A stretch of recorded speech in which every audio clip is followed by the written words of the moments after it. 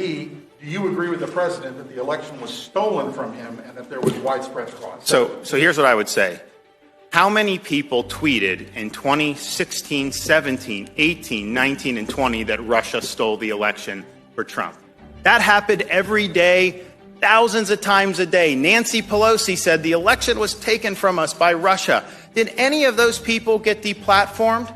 I don't remember even anyone calling for them to deplatform. Now, obviously, the collusion was a conspiracy theory. It was not based in fact. They did an exhaustive investigation, found squat, and yet that was common practice to be able to say that.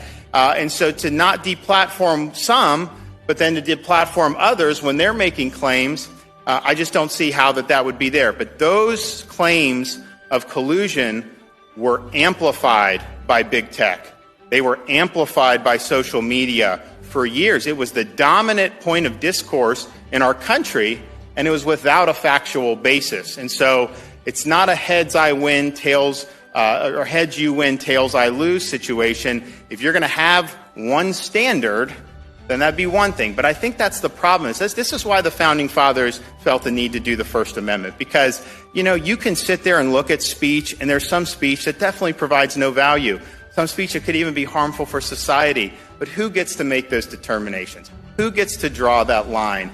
And when you're somebody that's perched in Silicon Valley, and you're woke, and you believe George Washington and Abraham Lincoln should be removed from the schools, and you have all these different views, you're not someone that's going to be a referee, just as I may not be someone that would referee speech that you think would be important. That is the problem with all this. It can't be done in a principled way, and it's going to be done that exhibits the bias of the people in Silicon Valley. They mentioned the Hunter Biden.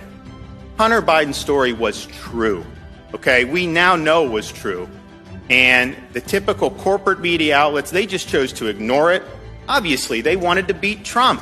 They had a view on the election. They didn't want to give it any air. So we rely on social media to go around that, not let corporate legacy media outlets control the discourse and let us speak. So you had the New York Post to run it, and you couldn't get any traction. You couldn't get any reach on it because big tech put their thumb on the scale. So that was true. What they said at the time, it's a conspiracy, or it's based on hacked information. Are you kidding me?